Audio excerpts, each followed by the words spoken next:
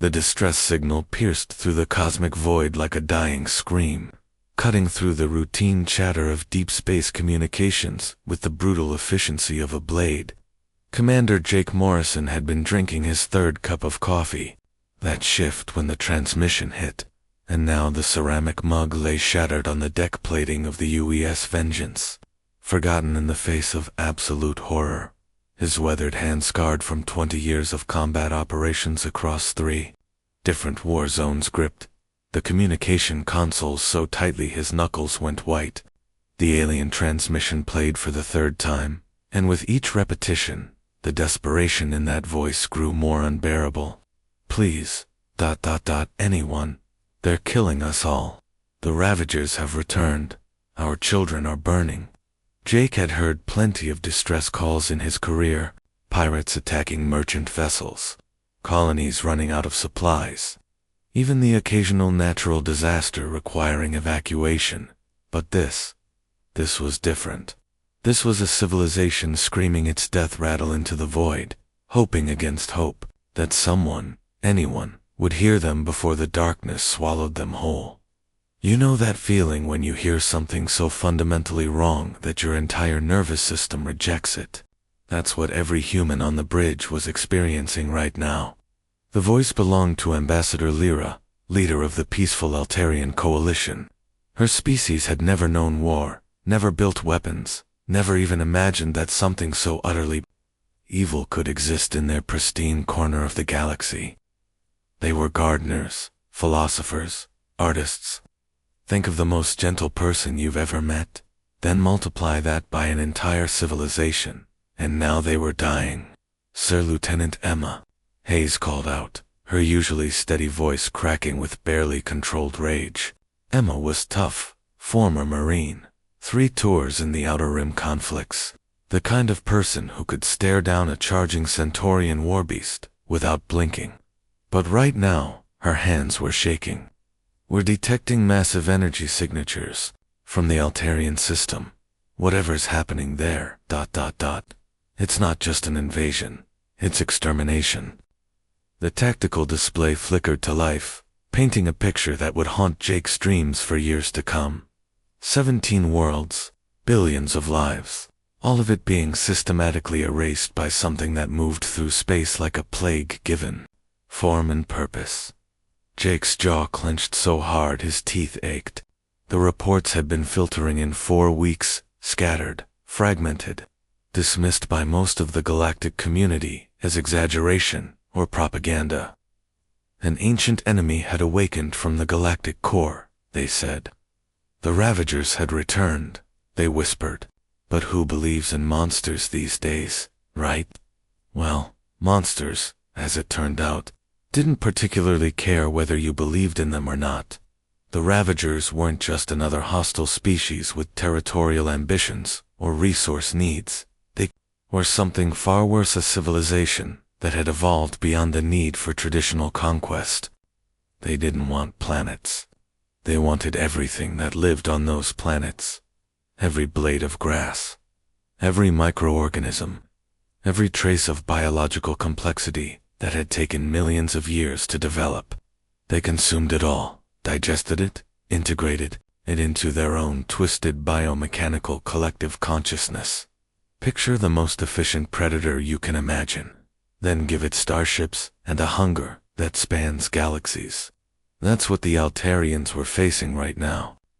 Captain Blake, Jake barked into his comm unit, his voice carrying the kind of authority that comes from making life or death decisions in split seconds. Get me Admiral Thompson on priority channel. Tell him Operation Wrath is now active. Behind him, Tactical Officer Marcus Chunno. Relation to anyone important. Just a solid guy from Detroit, who happened to be really good at blowing things up, had his hands flying over the controls. The man could calculate firing solutions in his head faster than most computers, but right now he looked like he'd rather be anywhere else in the universe. Sir, Command is asking about authorization. The Ravagers have 700 capital ships. We've only got 50 vessels in range. 700 to 50. Those were the kind of odds that made sensible military commanders file reports recommending strategic withdrawal. The kind of numbers that showed up in academy textbooks as examples of what not to do. The kind of mathematics that usually ended with memorials and posthumous medals. But here's the thing about humans that the rest of the galaxy was still learning. We've never been particularly good at sensible.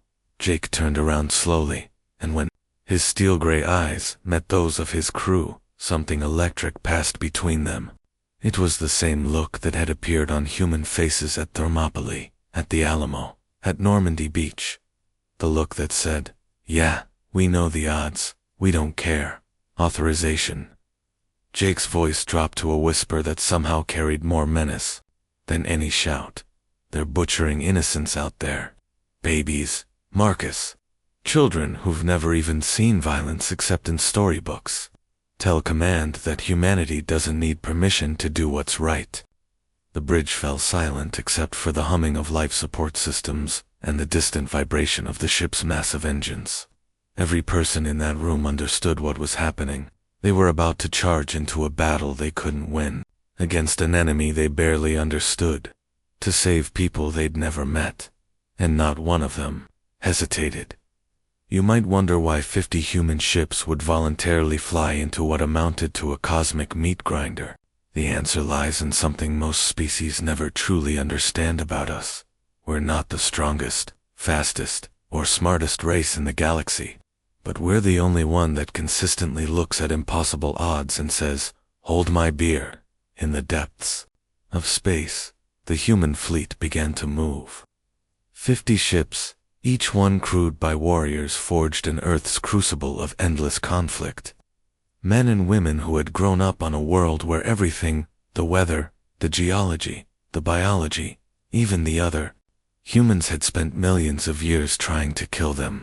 They were descended from survivors of ice ages and plagues, world wars, and natural disasters that would have wiped out most species entirely.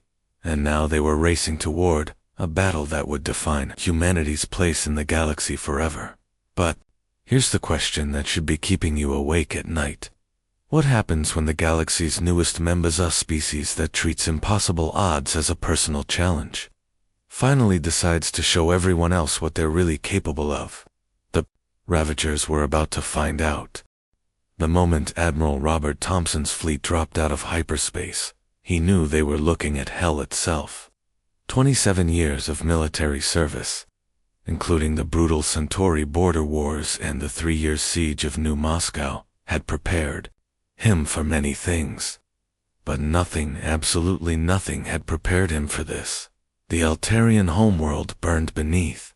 A sky that should have been blue, but now writhed with the shadows of massive, organic nightmares. These weren't ships in any sense that human engineering would recognize. They were living creatures the size of Manhattan, their hulls covered in writhing tentacles that reached out like the arms of some cosmic octopus, pulsing with bioluminescent veins that carried alien blood through corridors where screaming prisoners were being digested alive. "Dear God," whispered Captain Lisa Carter from the bridge of the destroyer Fury, her voice barely audible over the comm channel. Lisa was a veteran of the Outer Rim campaigns, a woman who'd seen orbital bombardments reduce entire cities to glass, who'd watched good soldiers die in the vacuum of space. But her voice cracked like a teenager's as she stared at the tactical display. They're not just attacking military targets. They're hunting civilians, and they were. The sensor readings painted a picture that violated every rule of civilized warfare that humanity had ever conceived. The Ravager bioships moved through Altarian space like wolves through a kindergarten, systematically tracking down evacuation vessels, refugee camps, even individual life pods, floating helplessly in the void. This wasn't conquest. This wasn't even war in any traditional sense. This was a harvest. You know how sometimes you see something so fundamentally wrong that your brain just refuses to process it at first. That's what was happening to every human in the fleet right now. The Ravager bioships were unlike anything in their records, their databases, their worst nightmares. Living vessels that defied physics and biology in equal measure, covered in what looked like armor but moved like skin, breathing in the vacuum of space, through membrane-like structures that shouldn't exist. Each bioship was a horror show of evolutionary perfection gone wrong. Tentacles the thickness of subway tunnels writhed along their flanks, tipped with sensory organs that could detect the biochemical signature of fear from 300,000 kilometers away. Bioluminescent veins pulsed beneath translucent hull sections, revealing glimpses of internal structures that seemed to shift and change based on some alien logic that human minds couldn't grasp. But here's what made it truly terrifying. They moved with intelligence, not just the mechanical coordination of a fleet, but the fluid, predatory grace of a pack hunter that had evolved over millions of years to be the perfect killer. They were coordinating their assault with a level of tactical sophistication that would have impressed human military strategists, if those same strategists weren't currently trying not to vomit at the implications.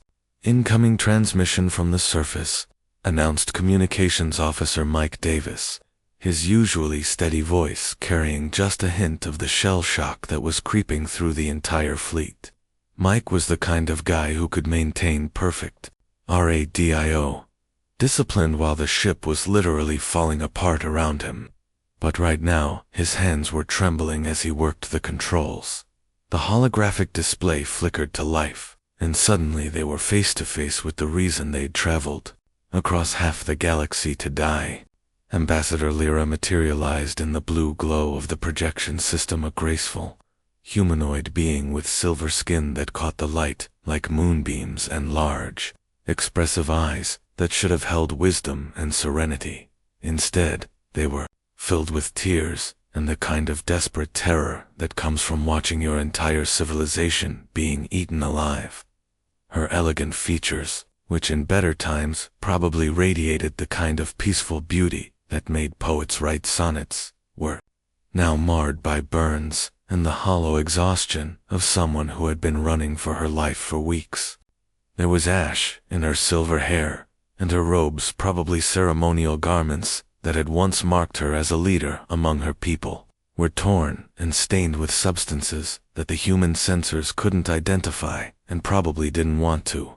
Unknown vessels, she said, her voice carrying the weight of impending extinction. Please identify yourselves. Are you here to witness our final moments?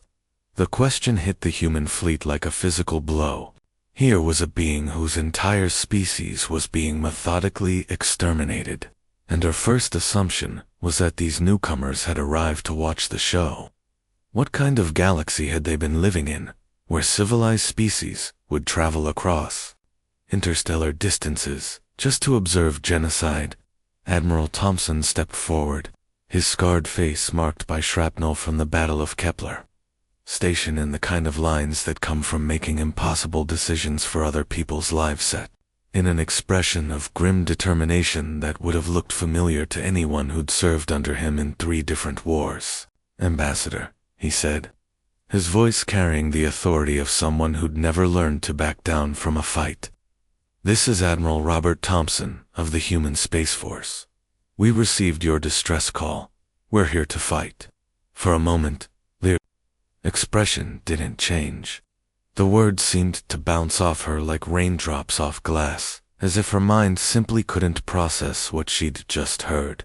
Then, slowly, her face crumbled into disbelief so profound it was almost physically painful to watch. Fight? The word came out as barely a whisper, as if speaking it too loudly might shatter the impossible hope it represented. But you're so few. The Ravagers have consumed 17 star systems. Their bioships regenerate faster than we can damage them. Every species that tried to help us was devoured. She gestured weakly toward the tactical display, where the enemy fleet showed up as a sea of red hostile markers that outnumbered the human vessels by more than 13 to 1. The colony sent a battle fleet, 200 ships, some of the finest warriors in the galaxy. They lasted 47 minutes.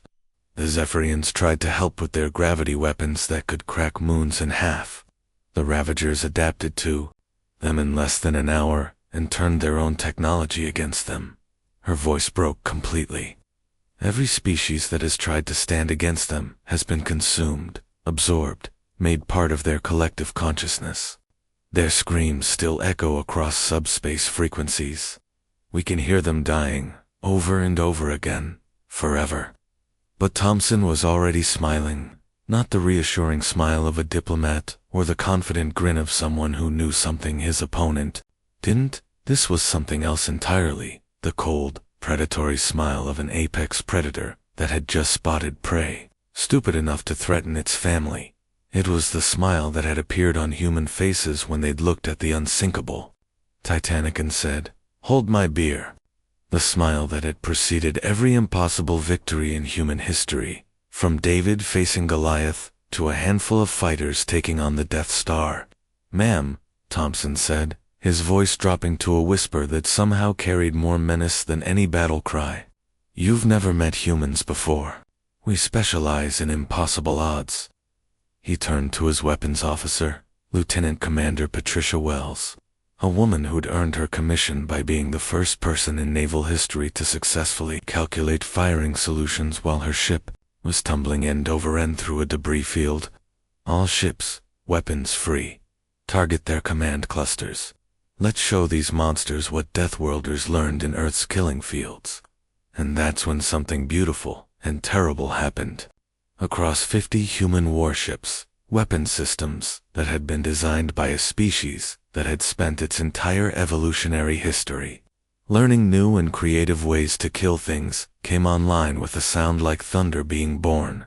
The human fleet surged forward like avenging angels, their engines painting streaks of blue fire across the cosmic darkness. For the first time in months, Ambassador Lyra felt something she'd almost forgotten. Something that burned in her chest, like a star being born, hope. But here's the question that should be making your palms sweat right now. What happens when a species that has never known defeat meets a species that has never known surrender?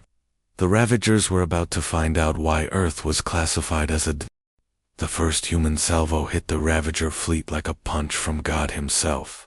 And the collective consciousness that had devoured galaxies for millions of years suddenly discovered what it felt like to scream. The Ravager, Hive Minda, Gestalt, intelligence, that spanned thousands of bioships and billions of individual organisms, recoiled in shock as kinetic penetrators tore through its living hulls. But these weren't the predictable energy weapons it had adapted to over millennia of conquest.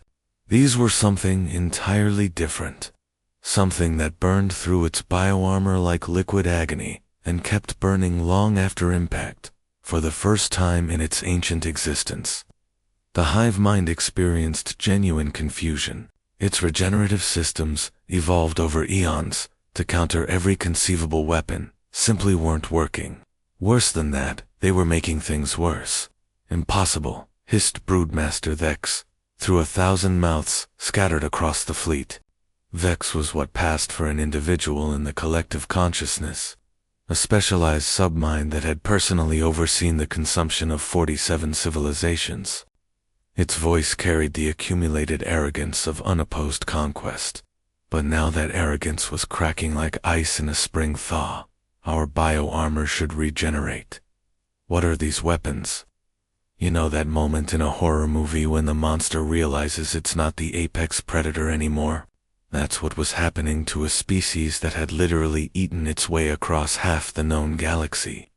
The Ravagers had evolved a perfect biological defense system living armor that could adapt to any energy signature, regenerate from any damage, evolve countermeasures to any attack pattern within minutes of first contact. But here's the thing about evolution. It only works if you survive long enough for natural selection to kick in.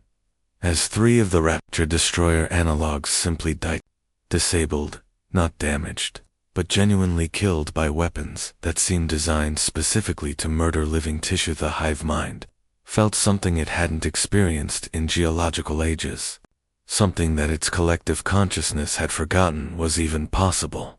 Fear, pure, primal, bone-deep terror that reached down into the genetic memory of every organism in the collective and whispered a single, impossible truth: you are prey. Meanwhile, aboard the human flagship Indomitable. Admiral Thompson watched the tactical display with the kind of savage satisfaction that would have made his grandmother proud. His weathered face, marked by scars from 3 different wars, and the kind of lines that come from sending good people to die for necessary causes, showed no mercy whatsoever. Here's something the galaxy had never understood about humans. We're not naturally violent. We're naturally adaptive. And when you threaten something we care about, we adapt real fast in directions that would make Darwin himself wake up screaming. Humanity's xenobiology. Teams had spent decades studying every hostile species in the galaxy, cataloging their weaknesses, their biological vulnerabilities, their evolutionary blind spots.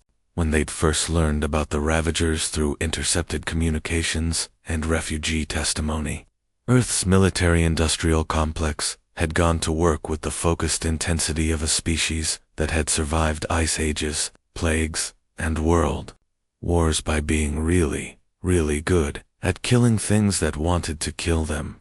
Biological enemies require biological solutions, Thompson muttered, remembering the classified briefing from Dr. Patricia Wells 6 months earlier. Wells was the architect of the Xenocide protocols, a cheerful grandmother from Wisconsin who happened to be the galaxy's leading expert in weaponized extinction events. Her presentation had been the stuff of nightmares, delivered with the same tone most people use to discuss weekend gardening plans. But right now, Thompson was thanking God for people like Patricia Wells. All ships, he commanded, his voice carrying across the fleet with the authority of absolute conviction, deploy hunter-killer packages, target their neural networks. What happened next would go down in military history as either humanity's finest hour, or its most terrifying demonstration of what happens when you corner a species that evolved on a world trying to kill it every single day. Across the human fleet, specialized warheads launched with the precision of a surgeon's scalpel and the lethality of a supernova. Each missile contained something that would have made the Geneva Convention weep. Earth's most lethal evolutionary developments, weaponized and deployed with the kind of scientific precision that only comes from 4 billion years of life or death competition. Think about this for a second. Earth had spent its entire geological history as a planetary-scale laboratory for biological warfare. Every organism that had ever lived on our world had been locked in an arms race with every other organism, developing toxins, diseases, parasites, and predatory strategies that made the Ravagers look like amateur hour. And now humanity was sharing the results of that research. Engineered viruses that specifically targeted chitinous bioarmor based on diseases that had been killing insects for hundreds of millions of years. Bacterial agents that dissolved organic wholes using the same principles that had been rotting dead trees since the dawn of forests. Prion weapons that turned the Ravagers' own regenerative systems into instruments of self-destruction, hijacking their biological processes and turning them inside out. Captain David Rodriguez of the cruiser Retribution watched through his bridge viewports as a Ravager dreadnought, a bioship the size of a small city that had personally devoured the populations of 3 star systems, began to rot from within. Its bioluminescent veins, which had pulsed with alien life for millennia, turned black as Earth's microscopic warriors devoured it from the inside out. "Sweet Jesus," he whispered, his voice barely audible over the sound of his crew cheering. "We're actually killing them." Rodriguez was a veteran of the asteroid belt conflicts, a man who'd seen antimatter weapons turn battle cruisers into expanding clouds of plasma. But this was different. This wasn't destruction, it was dissolution. The Ravager bioships weren't exploding or breaking apart. They were dying the way living things died, cellular structure collapsing, biological systems shutting down one by one. It was beautiful and horrible and absolutely terrifying to watch. But here's the part that should keep you awake at night. The Ravagers were learning. Even as their ships died around them, the hive mind was analyzing the human weapons, studying their effects, beginning the evolutionary process that had allowed them to survive for millions of years. The question was, would they adapt fast enough? The hive mind's collective consciousness stretched across thousands of kilometers of living ships, and as each vessel succumbed to humanity's biological warfare, its death scream echoed across subspace, like the sound of God having nightmares. But within that scream was something else: data, analysis, the beginning of understanding. Ambassador Lyra, watching from her bunker deep beneath the Altarian capital, felt her heart hammering against her ribs as the tactical display showed impossible things happening in orbit above her dying world. The Ravager fleet, which had seemed as unstoppable as entropy itself, was actually taking casualties. Real casualties. Ships were dying. For the first time in months, she allowed herself to think the impossible thought: maybe, just maybe, her people might actually survive this. But as she watched the human fleet pressing their attack with the kind of systematic brutality that made apex predators look like house pets, Ambassador Lyra realized something that would haunt her dreams for the rest of her life. The humans hadn't just made the Ravagers afraid, they had made them desperate. And a desperate Ravager hive mind was about to do something that would test whether humanity's reputation as the galaxy's most dangerous species was deserved, or if they were about to become just another entry in the Ravagers' catalog of extinct civilizations. The real battle was just beginning. The battle raged for 22 hours straight, and by the end of it, space around the Altarian homeworld looked like a graveyard of gods. Debris fields stretched across millions of cubic kilometers, not the clean wreckage of metal and electronics you'd expect from a normal space battle, but something far more disturbing. Chunks of what had once been living starships drifted in the void, their bioluminescent organs still twitching with dying neural impulses, trailing clouds of alien blood that froze into crystalline formations in the vacuum. The human fleet had taken casualties too. 7 destroyers were gone, vaporized by desperate Ravager suicide attacks. The cruiser Boston was limping on auxiliary power, her hull breached in 17 places. Captain Martinez had lost half his crew, and the survivors were running on stimulants and pure adrenaline. But they were winning, actually winning. The Ravagers, faced with weapons they couldn't adapt to, and tactics that defied millions of years of evolutionary programming, had done something unprecedented in their species' history. They had begun to retreat. Not a tactical withdrawal or strategic repositioning, a full-scale, panic-driven flight toward the galactic rim. You know that moment when a schoolyard bully realizes he's picked on someone who hits back harder?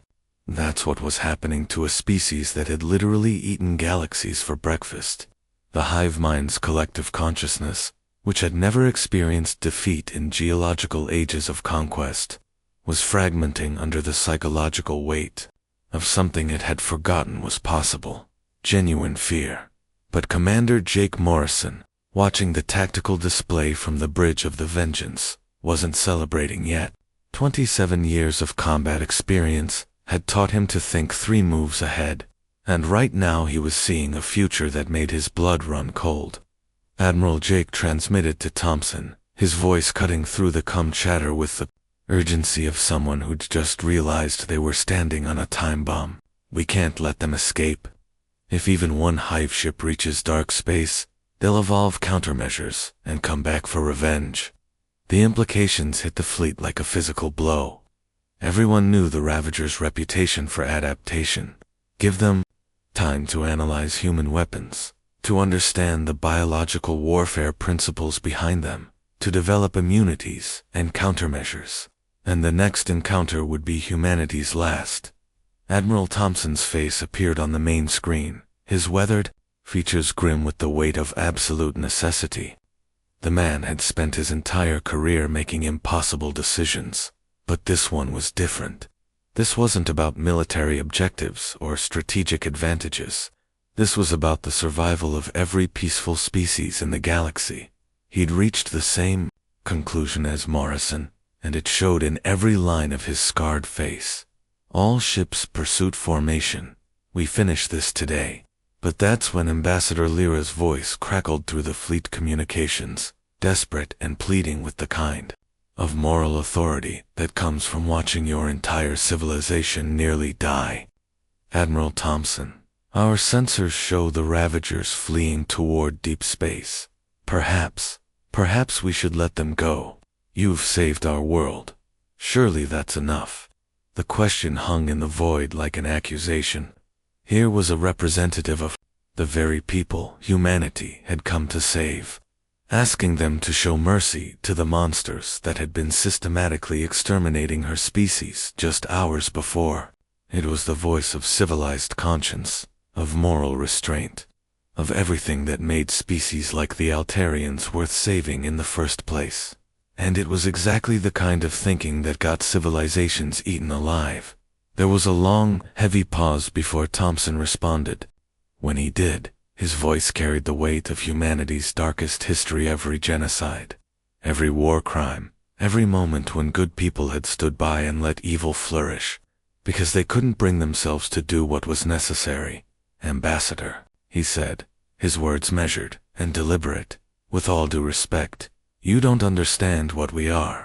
On Earth, we learned that sometimes the greatest kindness is absolute brutality. These monsters will return, and next time they'll be ready for us. But they'll also target other innocents. His voice hardened, taking on the tone of someone who'd seen too much of the universe's capacity for evil. Your people are gardeners, philosophers, artists, beautiful souls who've never had to make the ugly choices. But we're different. We're the species that survived by being willing to do whatever it took to protect our own. Thompson turned to Fleet Captain Susan Williams, a woman whose service record read like a catalog of humanity's most necessary atrocities. She'd been at the Kepler massacre, where human forces had glassed an entire moon to prevent a biological weapon from spreading. She'd commanded the strike force that had sterilized the Proxima research station when AI experiments had gone wrong. She understood the arithmetic of survival. Signal all ships, Thompson commanded. Execute Protocol Omega. We're going hunting. And that's when the true horror of what was about to happen became clear. Protocol Omega wasn't a battle planet, was an extinction protocol. The systematic eradication of an entire species, carried out with the kind of methodical precision that only humans seemed capable of. You might wonder what gives any species the right to make that kind of decision. The answer is simple: nothing gives them the right. But sometimes, when faced with absolute evil, rights become a luxury that civilized beings can't afford. The Altarians watched in stunned silence as the human fleet reformed into hunting packs, their ships moving with the coordinated precision of wolves that had caught the scent of prey. These weren't vessels built for exploration or trade. They were warships constructed by a species that had clawed its way up from a world where everything tried to kill them. Designed for one purpose: to make sure that when humans went to war, they won. But this wasn't war in any traditional sense. War implied some level of parity, some chance for negotiation or surrender.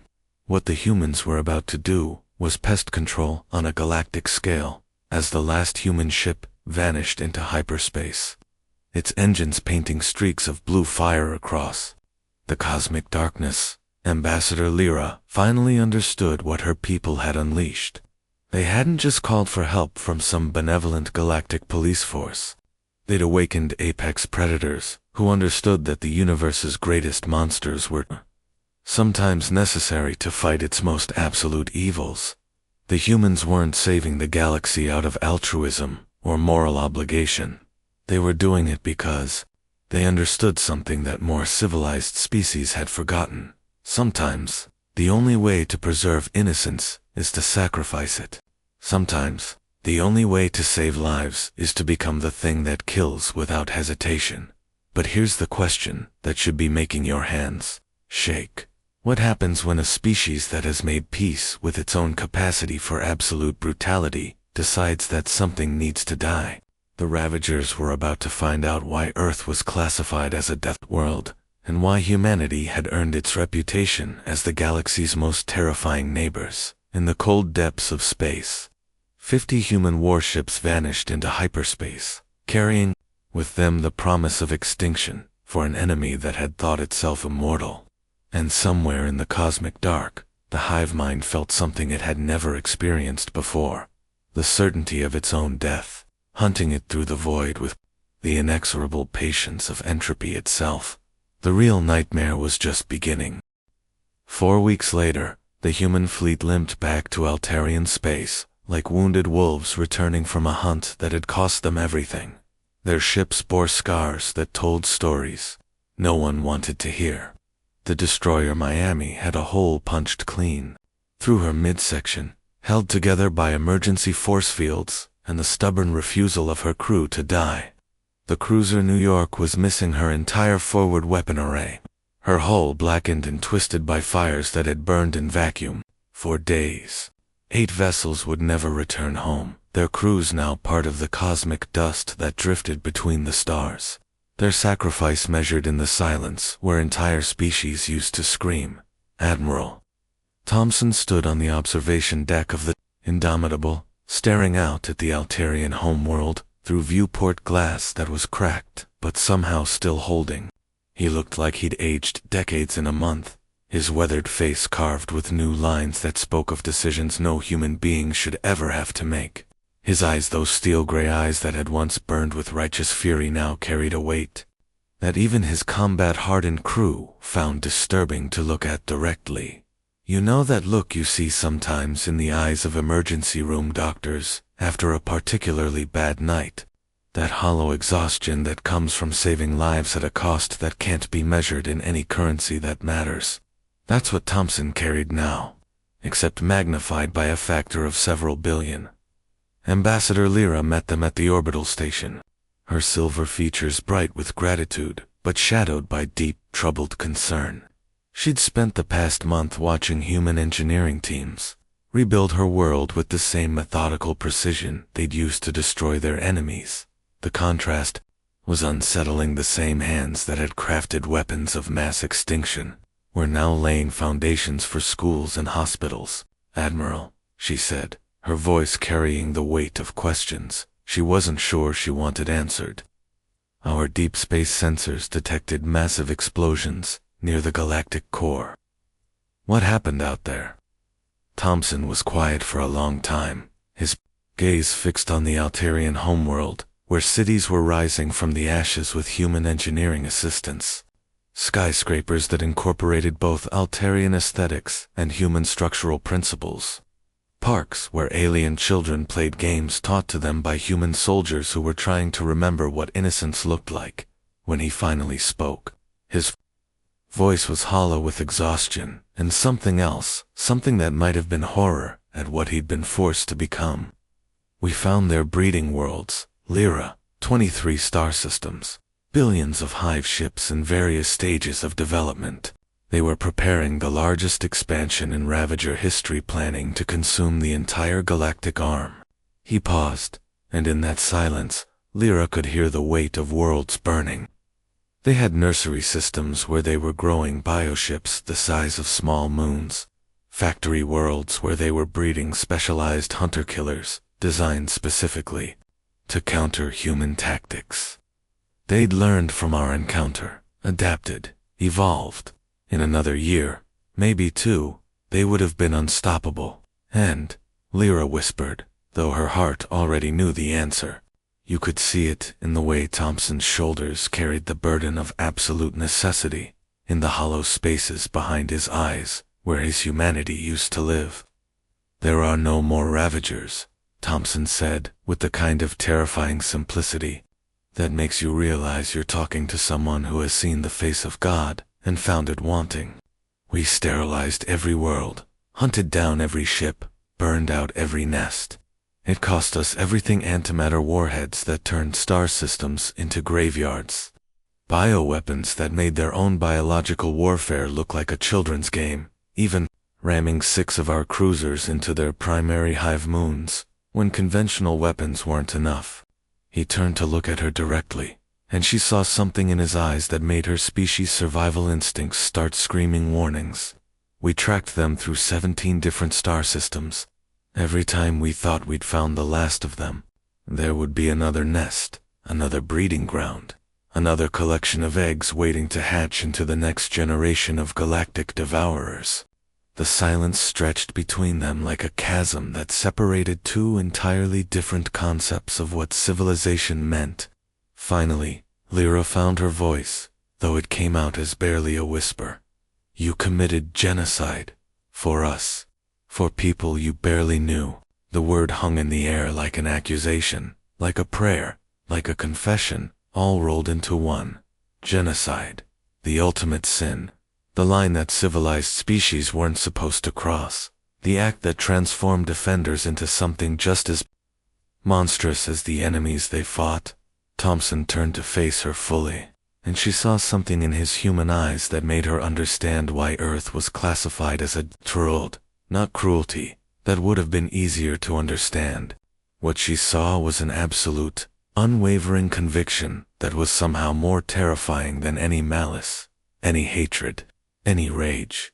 It was the look of someone who had weighed every possible outcome and chosen the path that would let him sleep at night, even if it meant he'd never sleep peacefully again.